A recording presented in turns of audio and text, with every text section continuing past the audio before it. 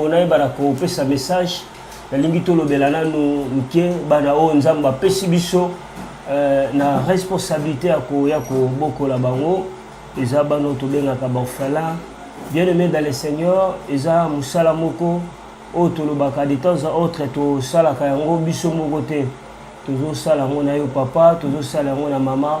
C'est pour cela à chaque moment à chaque instant ce qui nzambe asimbi mutema na to nzamba pesho makoki kozanga kate koyebana ko soutenir bana oyo na moi ça kialoso na moi Sacha Sukali ndenge nzambe akoyebana kosunga.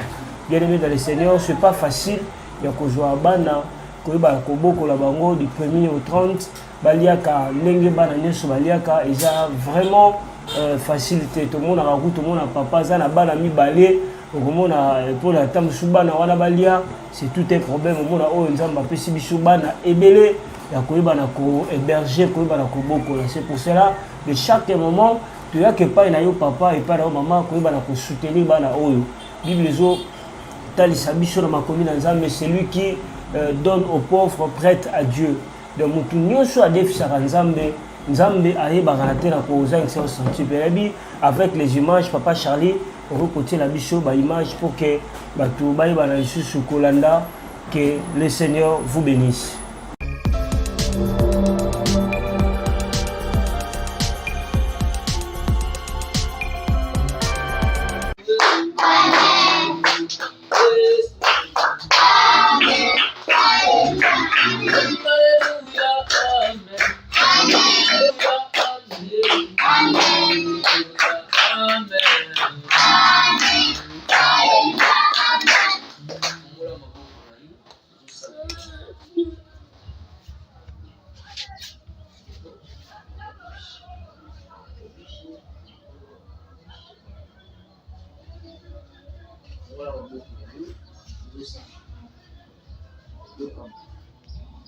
Dieu dans sa demeure.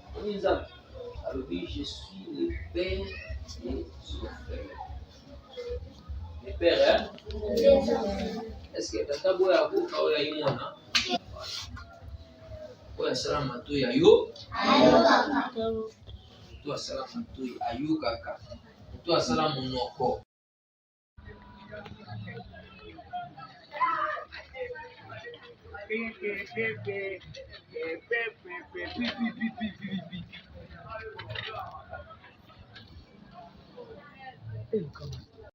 Voilà, Nenge Bouchi Kota na Bilili, Maman Zolanda Biso, Papa Zolanda Biso, ce sont des enfants où le Seigneur qui nous a donné, on a bien Kabongo étoile, qui sait ceux qui apôtre Pierre Bazawana, qui sait ceux qui Paul et Lobi Bazawana, qui sait ceux qui des hommes enlevés en dignité et au Bazawana. Et nous avons salo tabita doka sabande ko sala Bible zolo bana kufa na ye ba maman na ba papa ba orphelin na ba veuve ba ki ko tali sabilamba ba bonne œuvre na ye et cela qui était aimé ma résurrection na kata bo moine.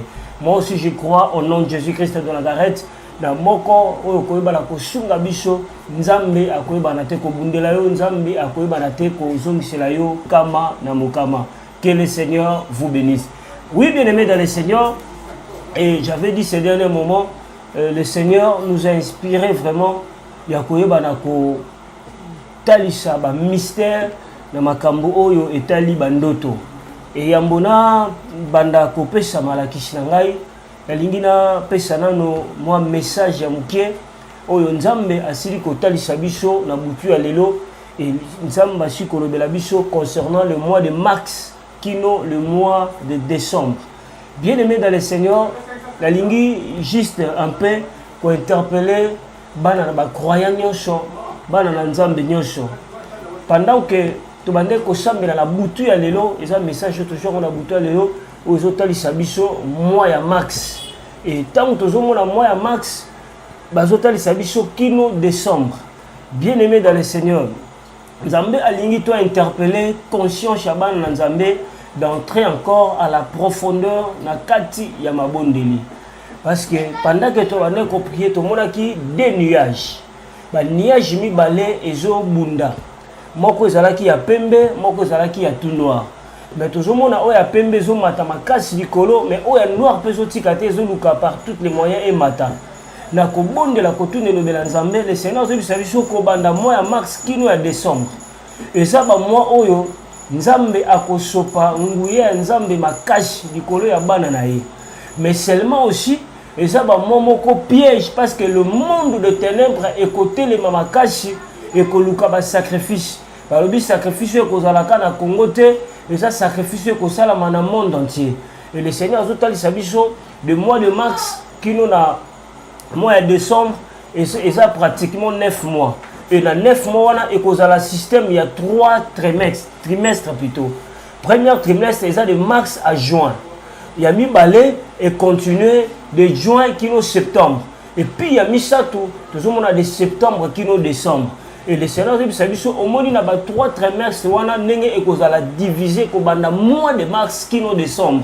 Et ça n'a pas événement très très malheureux au côté déjà de toujours dans le mois de mars. Puis que tout comme un mois de juin, et le Seigneur nous a parlé, il y a un flou, il y a un bain de sang. Mais le Seigneur aussi a se décidé, il y a une forte armée, où il y a un serviteur de Dieu, un servant de Dieu. Et nous avons besoin des mois de juin, qui nous comme un mois de septembre, que nous avons prière. Parce que vu que le monde de ténèbres a un sacrifice, et le Seigneur, il est en train de répandre ton esprit.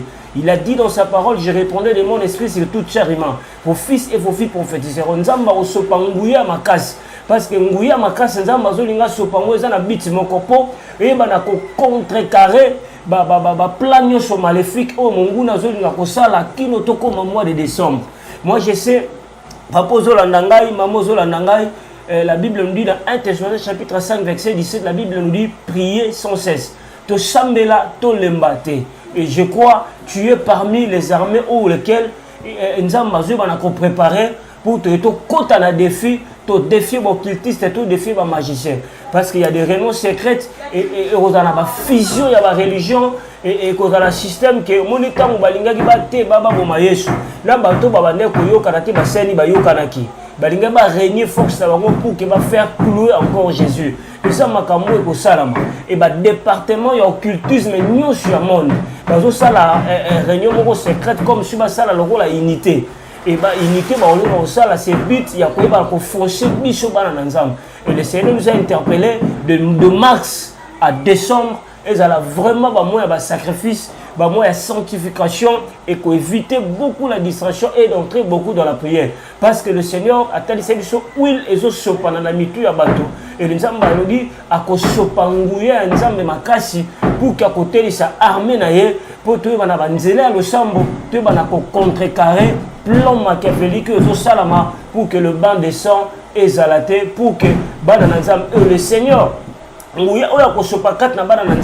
y aura aussi des visitations au Nzamba pour visiter.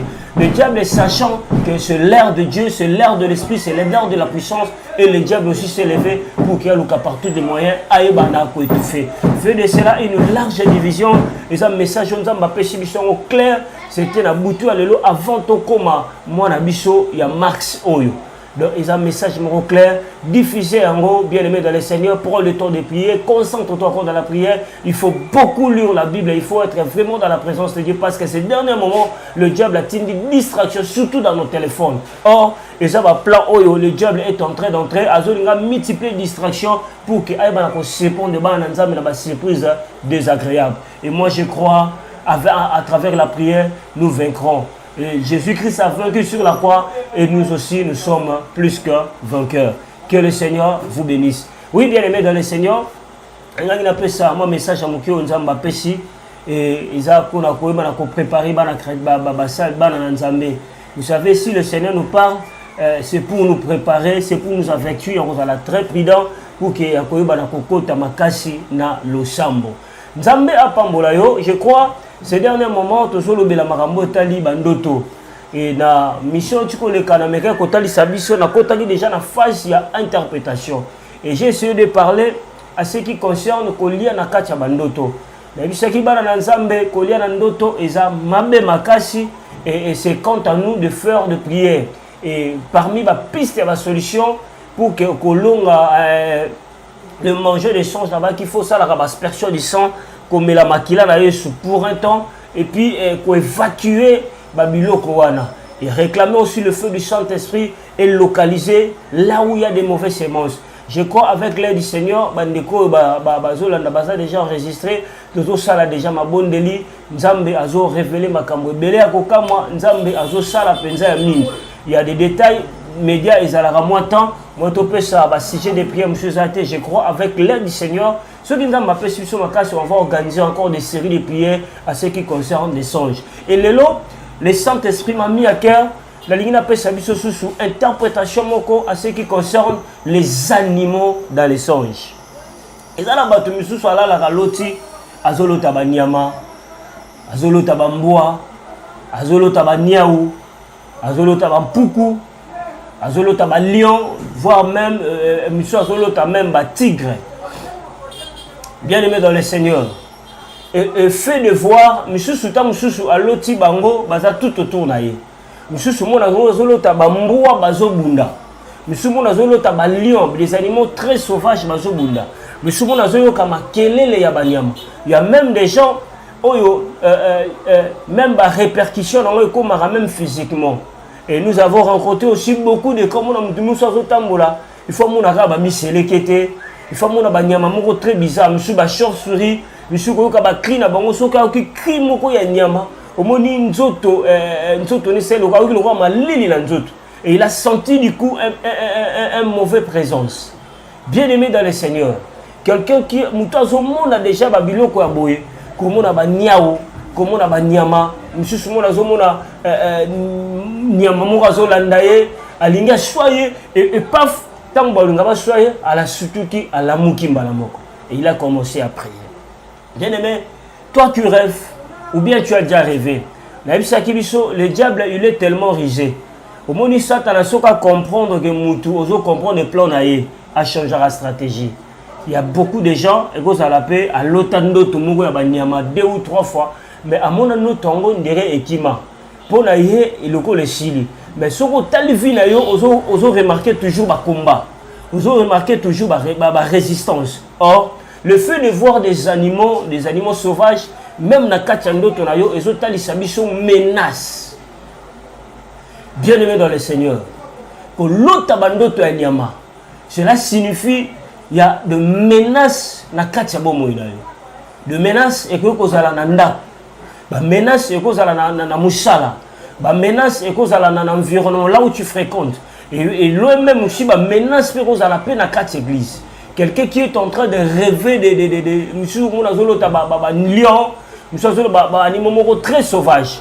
Nous avons serpents, nous avons expliqué pourquoi les serpents. Mais il y a une catégorie de fréquents. Et puis, entre parenthèses, et même vous savez, oui, c'est bien bon quelqu'un qui est en train de rêver le chien. Et ça mingi mingi esprit impudicité. Je n'en disconviens pas. C'est fort et possible.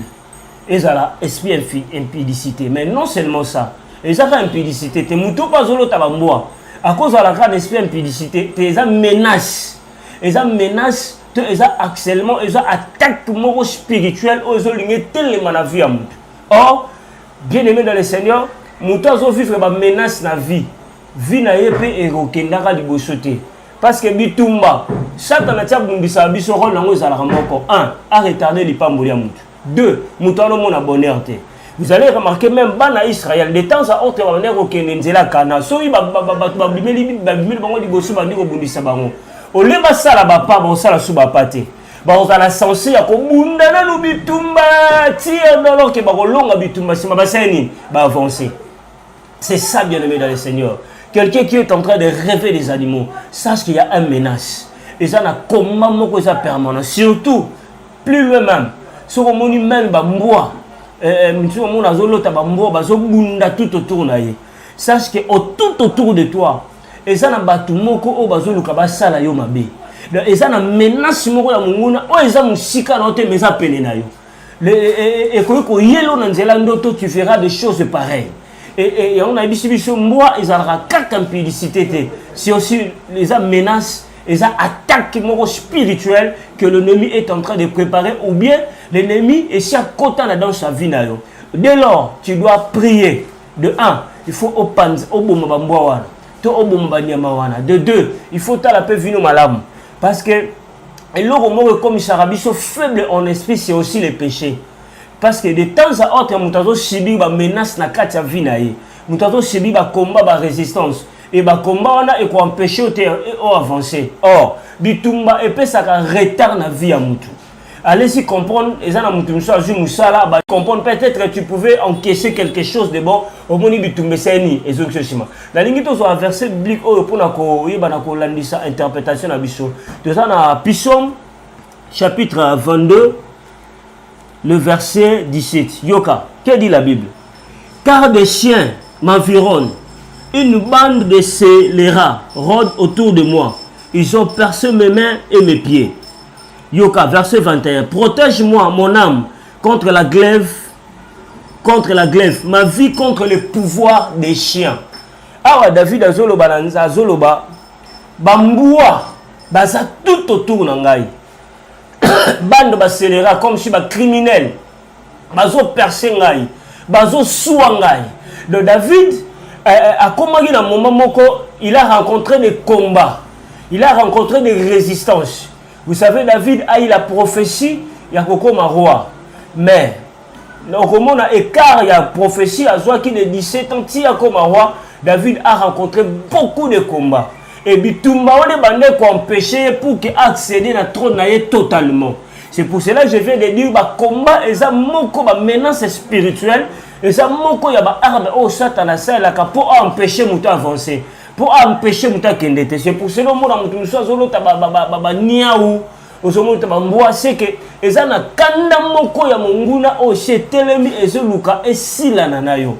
Et bien aimé dans le Seigneur, toi qui rêves de rêve pareil, peut-être que l'autre tango pe mbala moko ndo tango kenda, mais au lukele yango solution te. Au lukele yango délivrance te. Parce que sache que aussi na ebisi biso malam, oko ko l'autre ka mboa to ko l'autre appelle lion. Or na kotala bo lion c'est un animal qui est sauvage. Ataka très très colérique.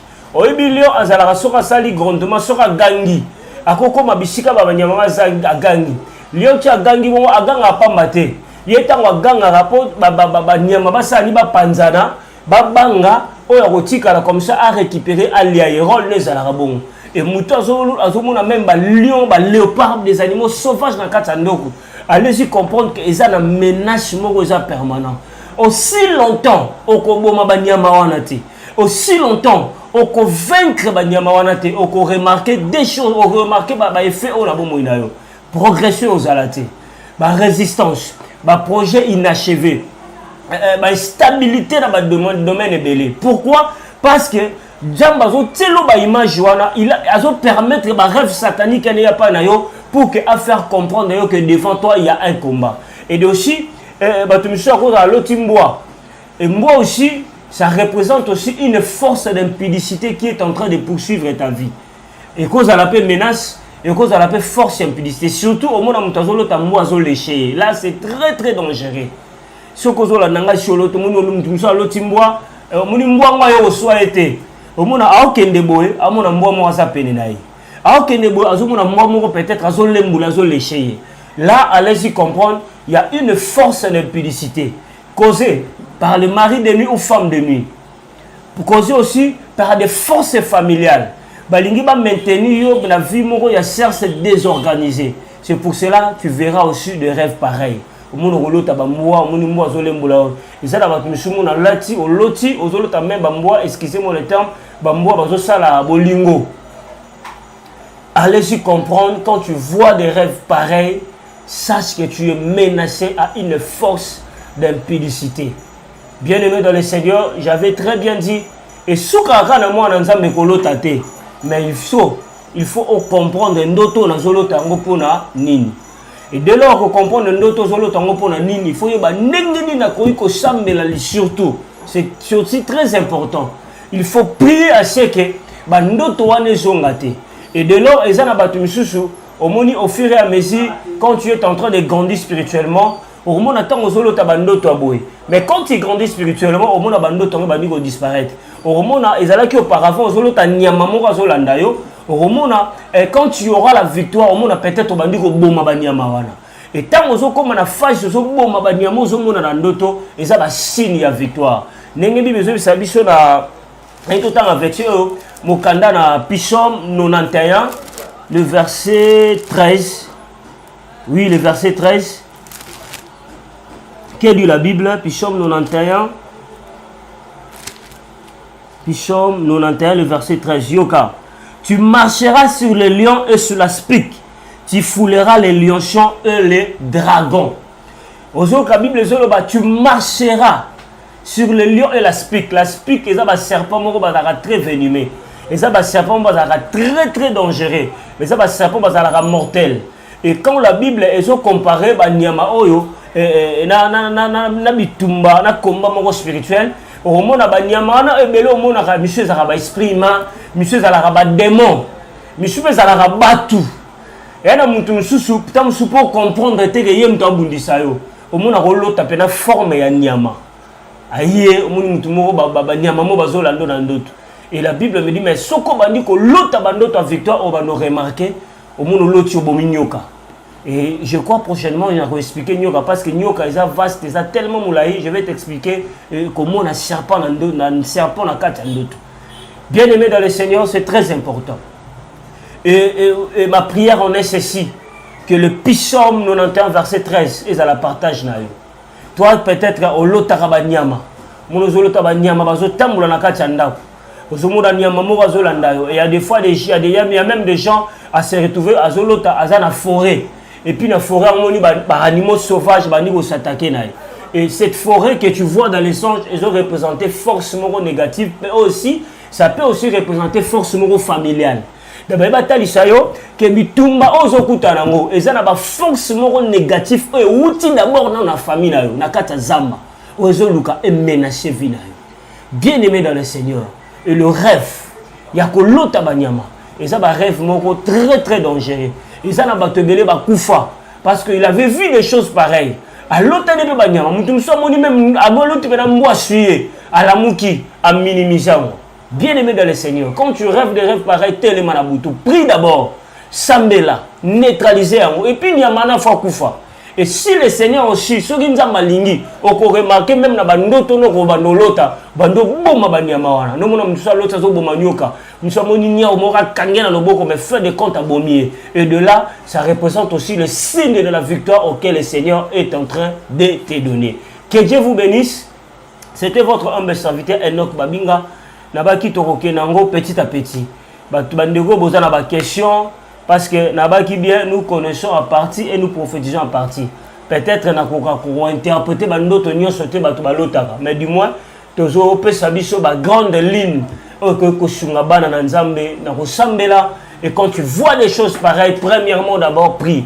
Si tu avais des choses à réparer avec le Seigneur, répare. Ceux qui ont réparé Nanzambe, et tu comptes, et de là, il faut entrer dans les phases de défis. La Bible nous dit résister au diable et il fuira loin de vous. Donc, ceux qui ont résisté, c'est Satan qui m'a été. Donc, il faut résister à la prière. Et je dis souvent, ceux qui ont gêné, même pour nous gêner. Et quand tu vas gêner, tu vas prier, on va remarquer que les gens ont changé. Ceux qui ont dit ils ont signe de victoire. Parce que dès lors, ils ont collé la vie, au vivre épanouissement. Menace nyo so Satan asala na vie ya mutezara na bit moko au monde bonheur te à maintenir na malheur à maintenir na stabilité et je prie au nom de Jésus pe yo mtozo la nangai to pesa na banyama moko ba esprit ma et ça pe na bandoki moko quelconque ba se déguiser na animaux ba kota na kata ndako na libota na yo je prie la Bible me dit tu fouleras les lionceaux et la spique je prie au nom de Jésus-Christ il est que ce verset de Psaume 91 est à la vexer na yo nous avons appelé sur victoire. Et nous avons na combo na Yesu. Ceux qui pèsent na venin quelconque, yamboua, et ça na manzaka moko si ba tsaki yo pa nuire vie na yo. Na prier au nom de Jésus. Tu kanzamba me malobi ko rakata. Et na bato misous peut-être tu as été menacé la nuit au sentir pe na tongo bo malade moko bani na vie. Je prie au nom de Jésus que le Dieu de la délivrance amona yo, akangola yo au nom de Jésus-Christ de Nazareth. Amen. C'était votre humble serviteur Enoch Babinga le chasseur. Nzamba pambola biso et pour la question, la suggestion, Mon numéro c'est plus 243 89 50 79 749. Plus 243 89 50 79 749. Nzamba pesi biso grand thème oyo na lisunga molimo mosantu tozo meka kolobela ngo. Maman ozolanda biso, papa ozolanda biso, ozape na posa s'il y a aussi des questions et parce que ça na batu musu bazo benga bazo tuna ba interprétation peut-être makambo na zolo baté mais na nzela molimo mosantu nzamba bazo sunga biso, on est en train de partager et on est en train de prier pour que le Seigneur appelle sa victoire. N'hésitez pas de nous appeler. Yo polingo sunga bana oyo, n'hésitez pas de nous appeler, que le Seigneur vous bénisse. La Pessi bandegonyo somote, maman GH, papa Charlie, papa Brice, papa Dédé, bansala nzambe nyoso, basala nzamba solo, que le Seigneur vous bénisse. Soyez bénis.